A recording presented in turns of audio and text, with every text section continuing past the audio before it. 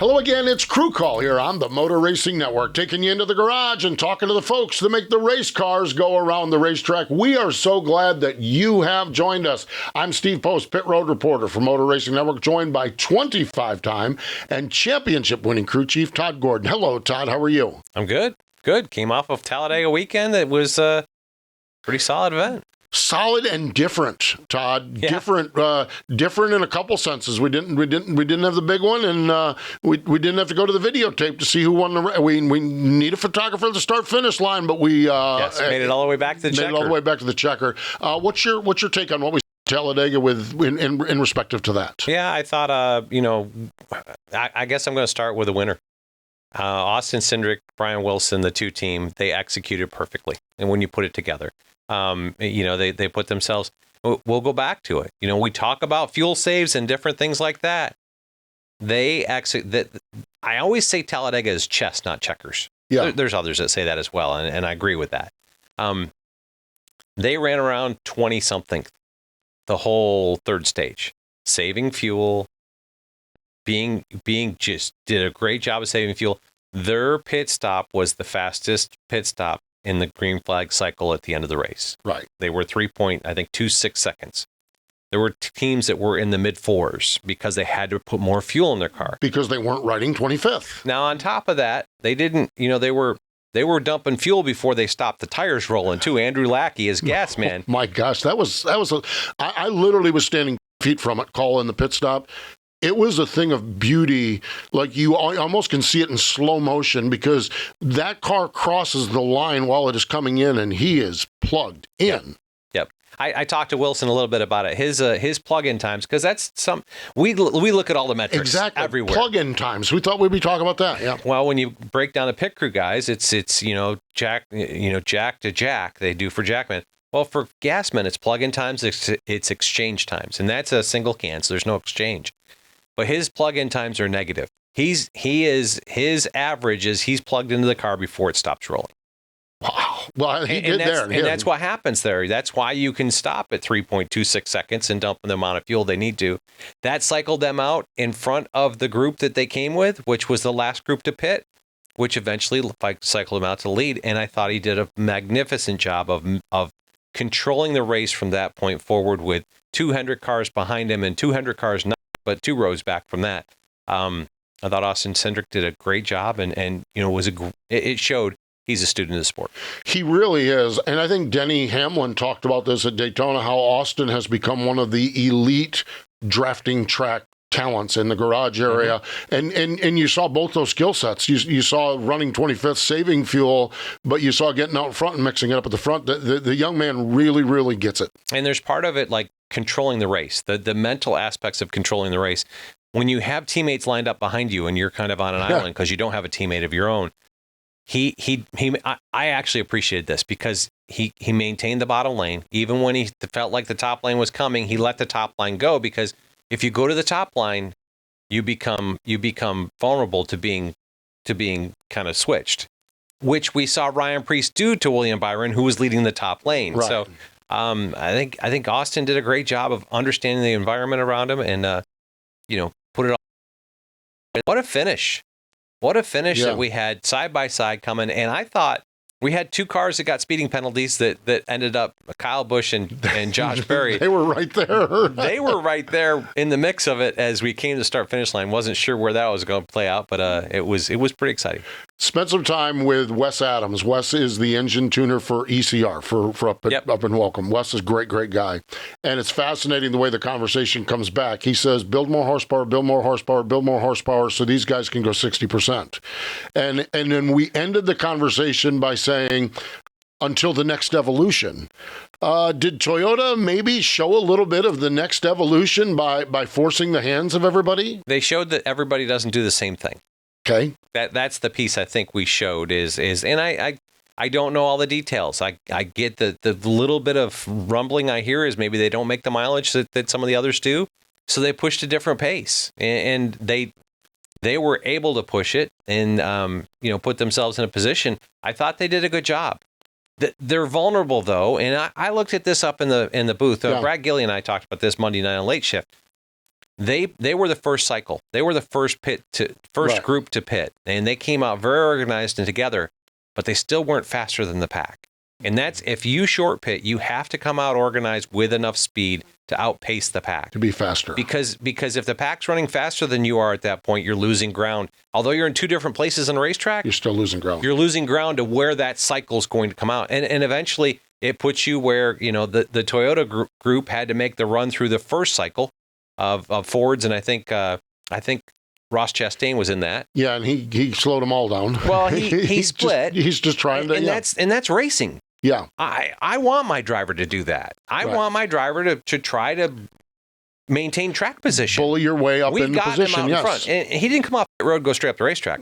He was a full lap up to speed. Yes. He just wasn't quite at their speed yet. But I know there's different sides of this, but that's racing. But ultimately, Austin Cindric waited till the last group, and I don't think he intended that.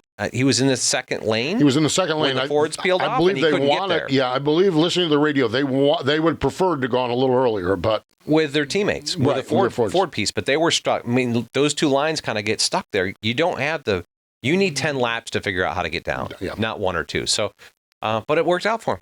Yep. Brought him to victory lane, and for all intents and purposes, playoff eligibility. Yes, indeed. A couple of attaboys. Hendrick Motorsports, all 4 cars, including Kyle Larson, in the top 7. And I'm going to eat some crow, because I've said that Speedway racing has been Kyle Larson's kryptonite. He scored the most stage points, won a stage, and finished second in the race. I really think they did a great job. I think Kyle did a good job. I think Kyle did a really good job of not trying to do too much. That's where he gets whether it's sprint cars, late models, where he was second in line on the bottom, and he pushed Austin Cindric. He couldn't get, if he could have pushed Austin far enough out that he had to push him far enough for him to get out of line, right, to get that far past, and he never got to that point, I don't believe.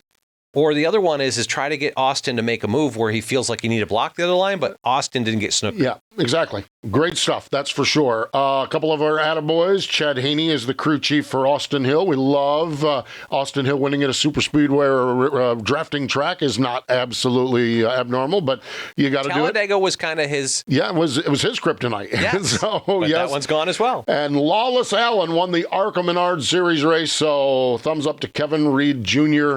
And they were excited because Monday night they have their iRacing league that they race in, and he was all pumped up about that, and I love the camaraderie there of that team. I think that is really, really cool over at Venturini Motorsports. We are going to talk to Chris Gayle today. Chris is the crew chief for Denny Hamlin. Chris has been around forever and ever, 37 Xfinity Series wins, and he's up to 4 now in the Cup Series, a couple with Eric Jones and now a couple with Denny Hamlin. So we're going to do that. We're going to talk to Chris Gayle when we return.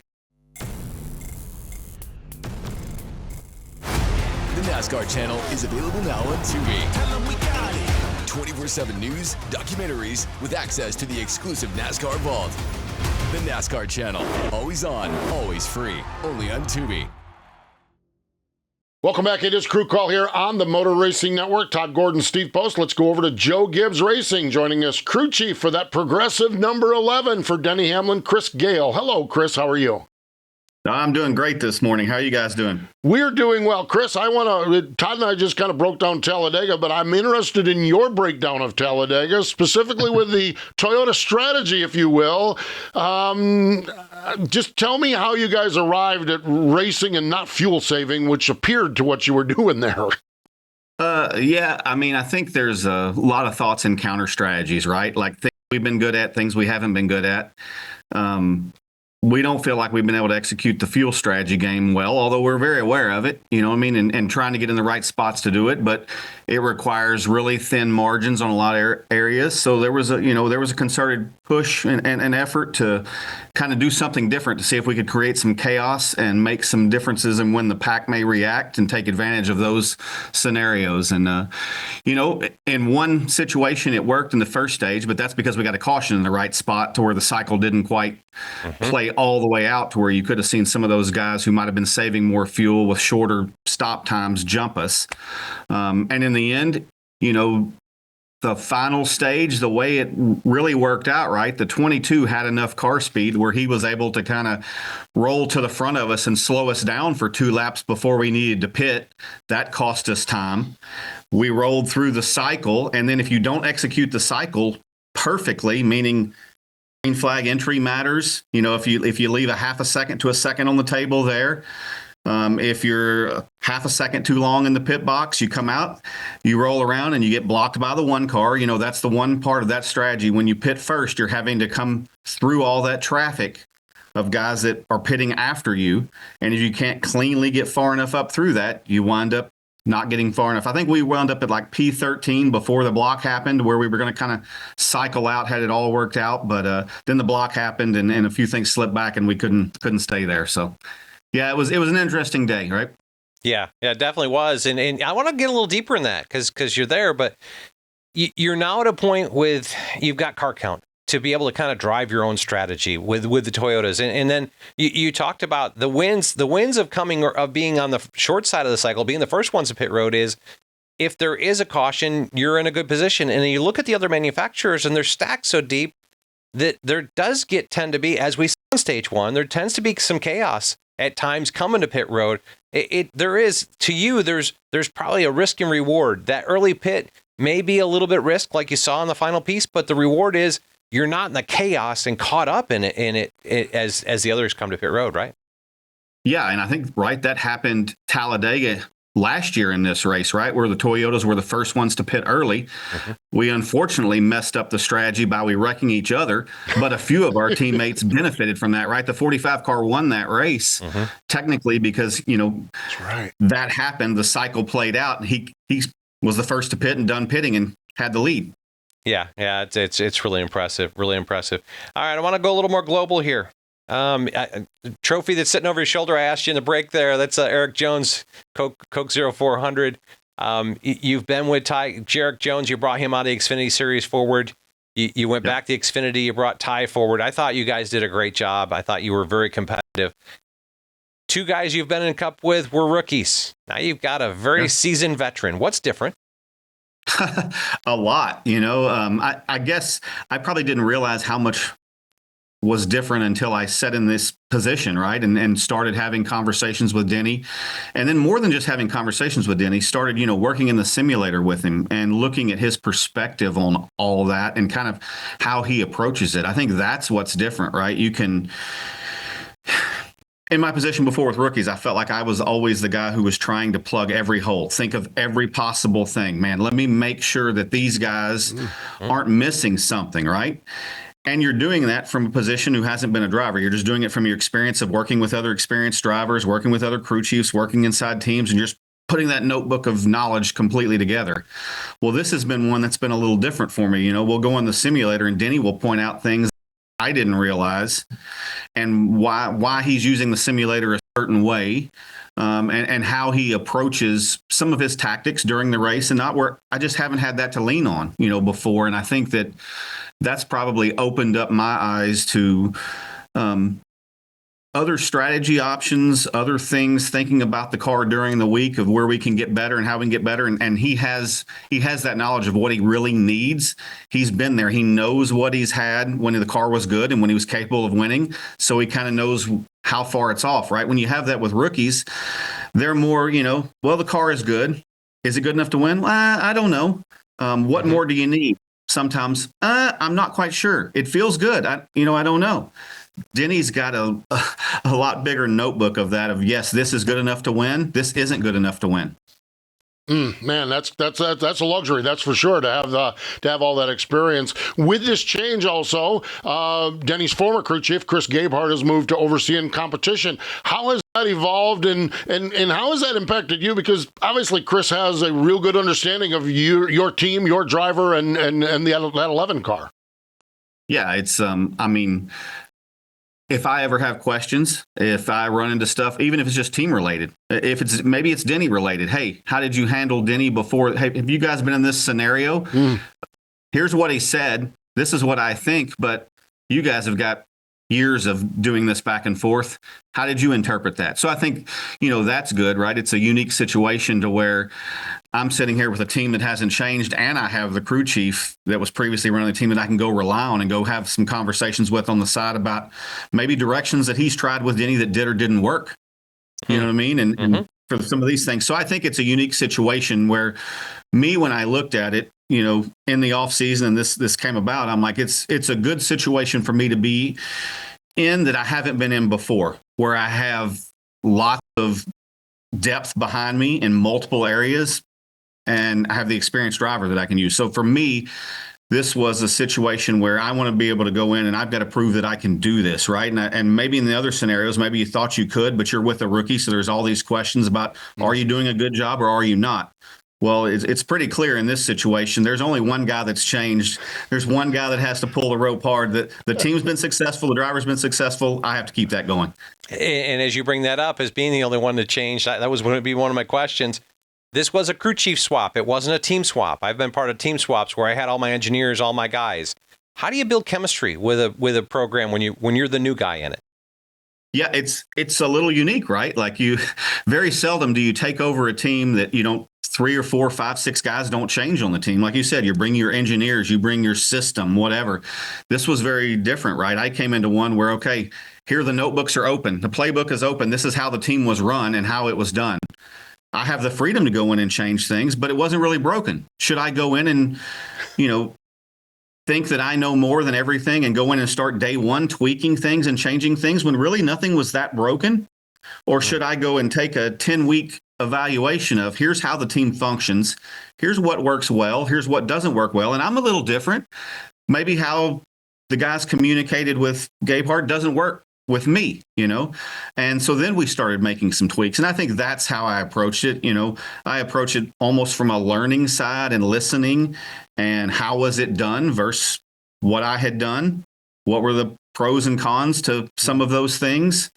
And then we have started to tweak a few things, week 5, 6, after you kind of figure out the lay of the land and how it functions. And, you can have a lot of these conversations in the off season. You can do a lot of work trying to get ahead, but until you get into the fire on the race weekend and have some of the serious conversations with implications to race results, it's not the same. So I think as the weeks have gone, we've kind of tweaked a little bit. Okay, your 10-week evaluation's over. That was race 10. So in your 10-week evaluation, you've got 2 wins, guarantees you in the playoffs. You're in a decent position there. How does that set up the 16 races to the start of the playoffs? I mean, pretty well, right? I was happy with that Martinsville thing for a lot of reasons, right? We just talked about, we knew it was a crew chief swap. There was one guy who was on the hook here who had the pressure, who needed to do it. So for me, that was a unique one for us because we didn't take the traditional 11-car setup, right? That was not what they had run in the past. We did something a little different here that, Denny had been asking for things directionally to make the car better this way, but we kind of looked and did a whole different outlook of some of the things I had done in the past, some of the things that Denny needed. And so for us, that was really successful for me. I think that instilled confidence in Denny. It instilled confidence in the other team members, even though they wouldn't say, oh, no, we're 100% behind you. We're good the swap. Human nature is something's different until you prove that you can win. We're going to question, always in the back of their minds, right? So for us, I think that was really good from a team standpoint. It kind of helped us gel a little bit. And I think now, we're 10 weeks in, I've got full buy-in. That's what's good, right? And I haven't been in this situation before where I've had to win early either. So now we've got these 2 wins early. We're sitting good in the points. I can shift focus to strategy that might be 50-50 calls. It's pretty easy. We're going the aggressive route, trying to stack playoff points or another win, whatever it takes. And so the outlook changes for those next 6 teams just kind of based on that. And it's unique for me. Next up for you guys is Texas. When you look at that intermediate track down in the Lone Star State, what comes to your mind? What do you need to have on that race car to go compete for the win? Yeah, I mean, right, 2 similar corners. Yes. You got to be really good in 1 and 2. You got to be able to get through the bumps in 3 and 4. And I know there's no, PJ1 or no resin put down, but it has been a couple of years, I think 2022, since they put, the resin down. And last year, I remember kind of the residual stuff really high in 3 and 4 came in late in the race, and the 45 car won that race by being able to be good when it moved up there. And specifically the 11 car struggled a little bit with being good enough balance wise to be tight enough on the exit and still get through the bumps and stuff without having ride quality issues in 3 and 4. So, they were really good there last year. Really good pace all race, but not able to finish it kind of when that happened late in the race. So I feel like Texas is one where there's a good notebook there of what needs to be improved on this time, and then we get a slight tire change for this time with the left side tire. Yeah, I mean, why would you want to make it the same? But for sure. That takes all the fun out of it. New. Takes all the fun out of it. You mentioned the notebook, and I guess I want to go to 2 of them. We just came out of Talladega. What's the post-race debrief of Talladega like now that it is the middle race of the round of 8? Yeah. I mean, for us, you led to the strategy discussion to start off, right? And I think that's where we spend a lot of time as a organization, as a manufacturer, talking about all these different plays and what went well, what didn't go well, what should we tweak on, right? Because like you said, Talladega, round of 8, it's going to be super important to be good there, right? So what can we do to improve there? And it was normally our competition meetings are about an hour. And to be quite honest with you, for speedways, they were normally a little shorter. We went an hour and a half yesterday, kind of in depth, in what we can do to make the cars better, what we can do to increase our overall speed, and then some strategy, right? So you wind up really getting in depth on all 3, where maybe a normal competition meeting, you spend a lot more time talking about car speed and things you need to do there and less overall time on strategy as a group. We rolling back to the next month or so going forward. We have Texas, we have Kansas, we have Charlotte, 3 intermediates in the next 4 races. Radio guy Steve said, "Oh, this is simple. 3 intermediate tracks, simple. Just take one to the next to the next." Can you just kind of describe? Are there things that can be applied one to the other, depending on the turnaround of the race cars? But then, how dramatically different the 3 are also. Yeah, they are different, right? We already talked a little bit about Texas and how bumpy it is in 3 and 4, a dissimilar, more lightly loaded corner 1 and 2. Kansas smooth, can run all over the place, right? We do run something setup-wise uniquely different at Kansas versus Texas and Charlotte. So, there are some things that get applied, but there are unique tweaks based on the loading and the speeds, basically, and then what you with short run versus long run. And then to be quite honest with you, if we go through a 10 race evaluation, where we think Joe Gibbs Racing is behind a little bit is intermediates. And that was our strength last year. If you look at the 11 car specifically, we've been really strong at short tracks, which might have been the strength last year. But our pace at the intermediates hasn't been as strong as we were at the beginning of last year, which, to be quite honest, we were really strong. I mean, we were dominant early in the year at intermediates, and we just quite haven't. We're a few positions back from where we would like to be there. So there is a concerted effort on our part to get better intermediates and focus on that. And you talked about, the aggressiveness of having 2 wins and 50-50 calls. You go to Kansas after Texas, and the last racetrack in the playoffs that you will run in the regular season. Do you attack that differently? Do you take some different things, as you talked about, trying to make the intermediate program better? Sure. I think that, even before we had the win, I talked to Denny, and Denny was very clear. He's like, "Hey, we're going to get in on wins. We're not going to, this is not a points thing." So approach all the racetracks, especially when you run them a second time in the playoffs that way, right? This is going back to an experienced driver sitting down and having some of these conversations. He had the confidence to say that, right? And I think that gave me the confidence to bring something different to Martinsville, right? We knew that was going to be the cutoff race at the end. It's very important to be good at Martinsville. So for sure, these other races that are cutoff races late in the playoffs, if there's a 50-50, we're on the fence about doing something strategy. There's also a 50-50 from a setup standpoint. Do we want to learn something? Do we think this has merit that we could learn something here? Even if it's not good, we can always go back to what they ran before there. That's always still in the back pocket, right?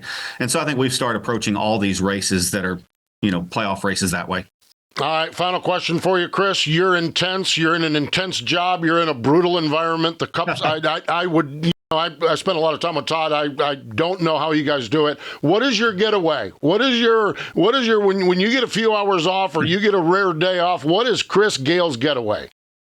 There isn't much. It's actually my family. My daughter, I have a 10-year-old daughter, and so it's normally being Mr. Mom for the day. I'll normally shuttle her to gymnastics or do something like that, and just be a normal Joe. That's what I like doing the most, is like just dialing it back. The wife gets onto me all the time. I'll come in and I'll still be pretty cranked up, and I'll start kind of ordering around a little bit, and she'll be like, "Whoa, stop! You're not at work anymore. You're not in charge of anybody here. You're at home. You need to walk back out, reset, and come back in." And so if I get the chance to do that, that's what I'll do normally. And she'll keep me level and dialed back. We all need people in our lives like that. That is for sure. Chris, we appreciate the time. Thanks for joining us. Yes, thank you, guys. There we go. Chris Gayle joining us from Joe Gibbs Racing. Stay with us. More Crew Call in just a moment. 3, 2, 1, start your engine. The NASCAR channel is streaming now, exclusively on Tubi. Go deeper into NASCAR with 24/7 news, documentaries, and explore the vault of timeless NASCAR stories and unforgettable races. From crushing defeats to the thrill of victory. Go, baby! The NASCAR channel, always on, always free.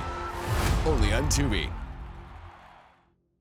Crew Call rolling along here on the Motor Racing Network. If you like the conversation that you just heard us have with Chris Gayle, we loved it. If you like that, share it, post it on your social media channels, subscribe to our MRN channel, and help spread the gospel of what we're doing here on Crew Call. Todd Gordon and Steve Post here, and boy, a lot to digest. Chris Gayle is one of those guys that, man, he is all in on it, and boy, what a good combination. That's going to be a tough combination with him and Denny Hamlin, I think. Yeah, I totally do. I think Chris did it. I mean, you see it. He won with Eric Jones. He was borderline winning with Ty Gibbs coming up. I think he's a quality crew chief and gets the whole philosophy. It was interesting to see 2 early wins, and when you're kind of plucked and put into the program, there's an adjustment there, and he obviously he's done very well with it. I think about that Martinsville win, and I don't think I've said this to anybody. There was something different with Denny in Victory Lane with the relief. It was bigger than a Martinsville win. I actually remember practice day. I don't know which one of you covered it, but an interview down there with Denny on practice day, and Denny talking about, we've identified things we needed to do better, and we've come here with a different philosophy to work on those pieces. Yeah. Like I heard the optimism out of Denny that, hey, we're doing something different. Because let's keep in mind, Denny's won at Martinsville a lot, but it'd been a decade since he had. Not lately, yes. It's not, as Chris talked about, well, there's a pressure because you're going to Martinsville. Well, there's not. I don't think Chris Gayle won with Denny Hamlin there. Right. So it was, Chris Gayle. Yeah. So, they did some different things. Interesting to hear Chris Gayle talk about there were some philosophies and setup differences and way they attacked the place. Obviously brought Denny back what he needed to be successful. And I think that will continue to happen. I think Chris Gayle was awesome with Denny Hamlin.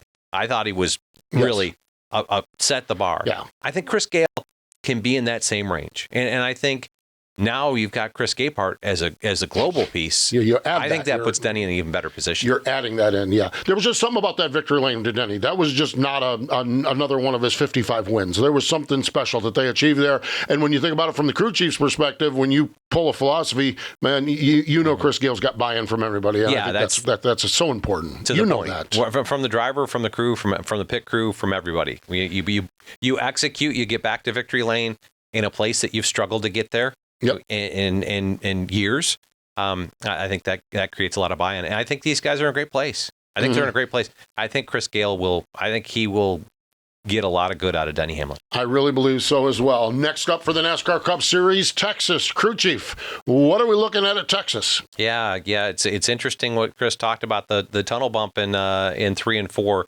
When they first repaved this place, 3 and 4 was easy wide open. And then we put the PJ1 up there, it was even easier wide open. Yeah. So, you just figured out whether you need to put right sides in or all 4 in it.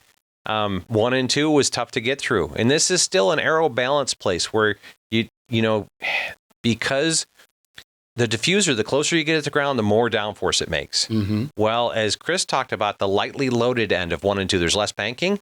which means the car is pushed down lower. It's pushed down less, which doesn't get the diffuser down there. So 1 and 2, where you want to have the downforce to help you because there's no banking, you don't. The diffuser's not down there where it wants to make it. So, and it's a balance. The lower you try to get it there, the harder you're on the shock stops on the other end in 3 and 4, and the bumps start sending you up the racetrack. So it's a unique challenge for these guys, especially with a Gen 7 car. So we saw a great race out of Texas last year. Chase Elliott came to victory lane, really kind of owned that one. We'll see where it goes this week. I think it's going to be a great race. How unique is it now that we're just going there once a year? What does that do to the dynamic of it as well? Yeah, you don't have any notebook to work off of. Right, And as Chris talked about, then they put a softer left side tire on you. That's great to me. I think as a sport we should have, and I actually had this conversation with some of the NASCAR brass last weekend. I think we should change like a whole package change every 2 years, because these crew chiefs and engineers, they whittle it down to the point they can get 99% out of a car in about 2 years. Right. So let's just make it reset so that they have to work again. Face it, look at the results this season. Up until Team Penske's win, it had been all Hendrick and Gibbs with the Wood brothers win with Josh Berry's win. The big teams, the cream rises to the top. And truly, at this point, you look at all the wins have come out of the premier organization of all 3 OEMs. Right, exactly. Hendrick Motorsports, Joe Gibbs Racing, or Team Penske. Right. Exactly. So, yep. So shift it up, mix it up. I like the fact that bringing a new tire. Goodyear continues to make our program better and better. They've done phenomenal things. Our short track program is markedly better. Our road course program, we realized that was a challenge. NASCAR tried to fix it aero-wise.